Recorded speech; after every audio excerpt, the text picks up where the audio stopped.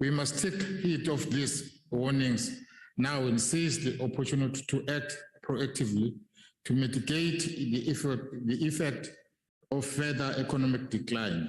Finally, Speaker, government must be able to honor the commitment it has made to the Road Accident Fund, as the claims of many beneficiaries have not been settled. We know that part of the fuel levy service these obligations. However, we must find a way to reprioritize our budget. The vulnerable must be assisted by government, while at the same time, government must create an environment for economic growth. I thank you. ACDP.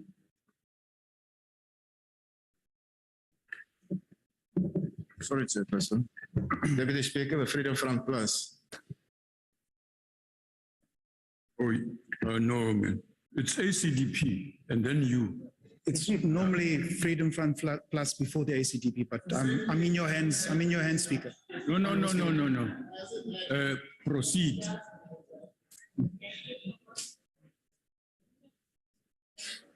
Honorable Speaker, yesterday the ACDP together with Save the Children marched to the union buildings to hand over a memorandum to the Department of Health demanding that vaccines are not forced on children and that mandates are not thrust on the people of South Africa. I wish to make it categorically clear that the ACDP is not anti-vaccine.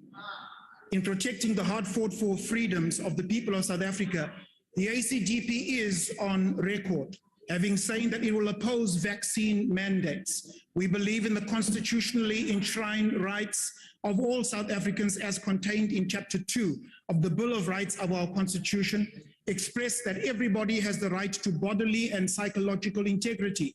Everyone has the right to the freedom of conscience, the freedom of religion, thought, belief, and opinion, and that everyone has the right to freedom of expression. Clearly, these constitutional imperatives as contained in our Constitution are irrevocable and cannot be applied arbitrarily.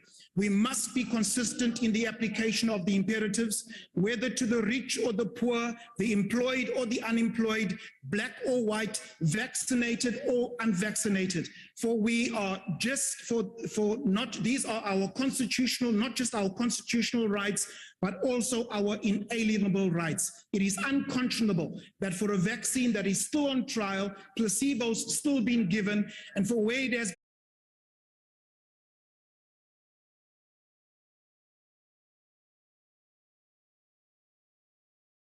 workers and our general population. Thank you.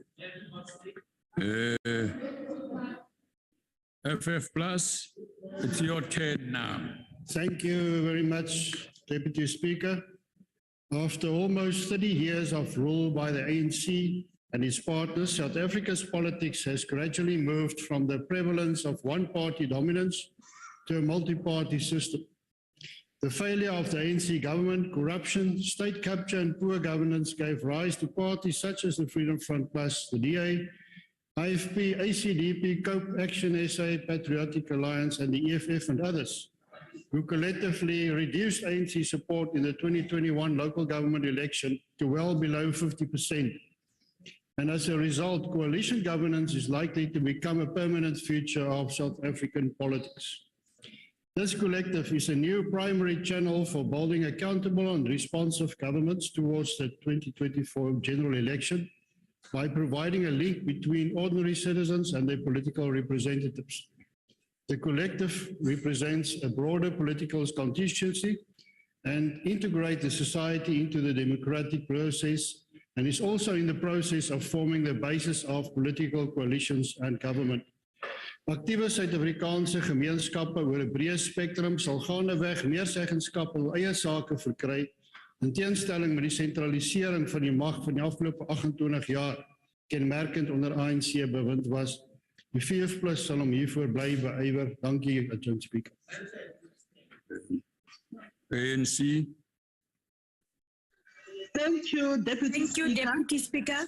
The ANC learns with shock the recent clash between foreigners over farm jobs in Robertson's, and it condemns the violent Robertson clashes between desperate farm workers from Lesotho and Zimbabwe over alleged competition for farm space. tensions between the two nationals left hundreds of Zimbabwean homeless and forced to take refuge at a local police station. The violence erupted last week due to alleged discriminatory employment practices on farms, which saw Zimbabweans favored for jobs over seasonal workers from Lesotho. Confrontations in the area left one person hospitalized and 17 people sustained minor injuries, 2 of which were children. Many homes were torched. Deputy Speaker, the ANC condemns the labor brokers who keep on employing foreign nationals over locals for cheap labor. We call upon the government to urgently intervene to stop the clashes in the Western Cape and to counter the spread. We also call upon the Department of Employment and Labor to investigate if farm owners in Robertson's adhere to labor legislation and if proper procedures were followed when facilitating recruitment at their workplaces. Thank you, Deputy Speaker. Thank you. ATM.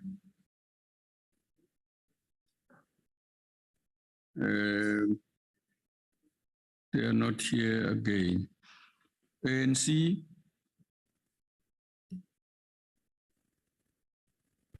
Not yet. Thank you, Deputy Speaker. The ANC appreciates the further extension of the contracts of education assistance until the end of August 2022. To ensure continuity, maintenance of stability and sustained impact in schools, the Department of Basic Education announced that the youth appointed in schools as of 28 February 2022 will be offered a new fixed-term contract commencing on the 1st of April 2022 up until the 30th of August 2022. The current initiative has been providing work for about 280,000 people who were appointed as assistant on 5-month contract across South African schools. This program gives an opportunity for the youth to obtain experience while helping with the current unemployment rate in South Africa. We understand that some of the youth who were initially part of the program in phase 1 and 2 have since found employment elsewhere or registered for further studies. The initiative is doing well in assisting the sector by providing capacity to schools to manage the impact of COVID-19 on schooling and supported teachers and learners in classroom. Thank you, Deputy Speaker. Thank you. DA. Thank you, Deputy Speaker. The Beitbridge border fence has been an unmitigated disaster, and 2 years after the purported construction of what is now known as the washing line, not a single person has been held accountable. The project was initiated by a directive from Minister de Lille, which gave express and explicit instructions to the Director General at the time, who has subsequently been suspended, to appoint the contractor who had already been identified without any adherence to procurement protocols. The initial report of the SIU into the fence fiasco identified Ms. Melissa Whitehead, Special Advisor to the Minister, as the author of the directive that set the process in motion. Given that she falls under the Minister's office, we were advised that her disciplinary processes would be handled by the State Attorney.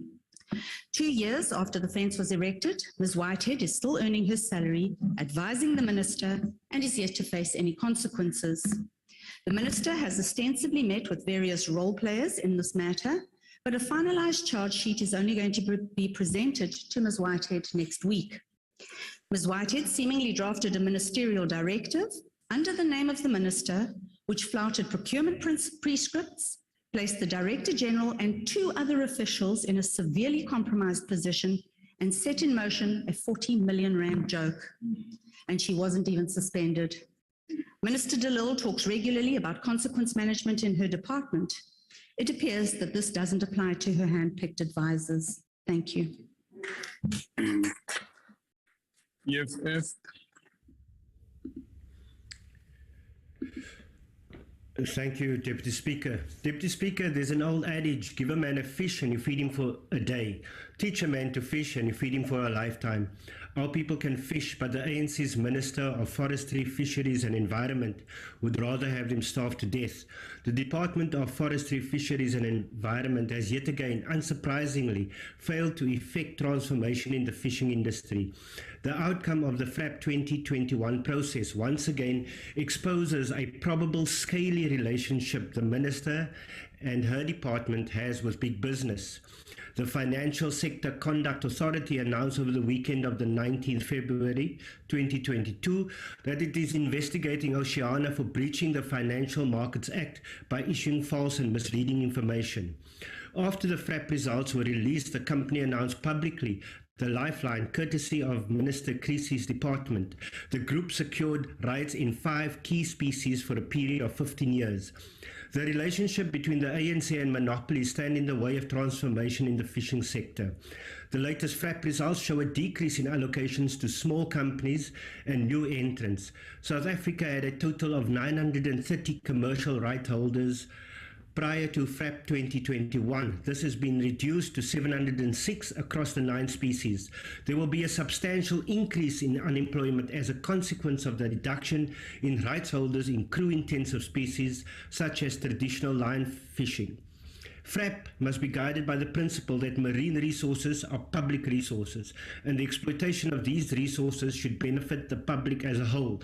This ANC, this minister, and this fisheries management do not care about the public. They care about the likes of those criminals at Oceana.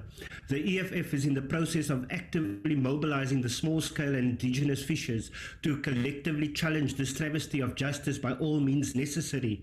The minister and her department must expect thousands of fishers ready to challenge her in court, to camp at her offices, at this parliament, and even at her home if we have to. Thank you very much. The ANC. Thank you, Deputy Speaker. Alleged Gauteng drug manufacturing laboratory dismantled, 3 suspects arrested. The ANC supports efforts aimed at stamping out drugs manufacturing and distribution in communities and in our country. Our country is facing serious and devastating problem of drug abuse, especially among young people.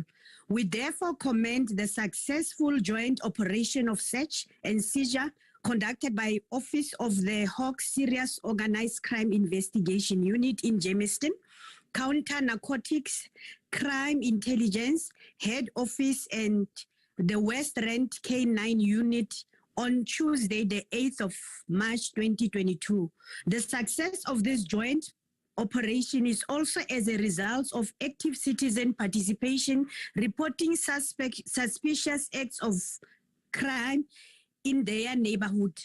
The investigation team conducted surveillance of premises where suspicious of drugs activities were reported at Adenworld in Vanderbijl Park. A search and seizure operation was executed where the suspects were arrested for allegedly manufacturing mandrakes. This arrest indicates that the ANC-led government fight crimes as well as it focus on the strategy in order to make sure that crime is combated. We call upon all South African communities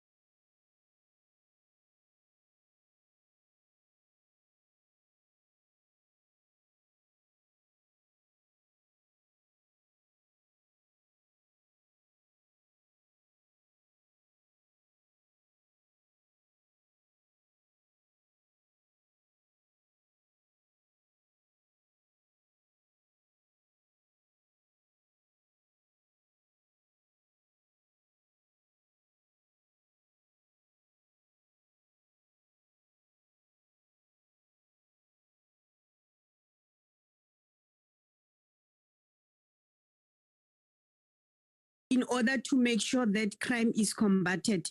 We call upon all South African communities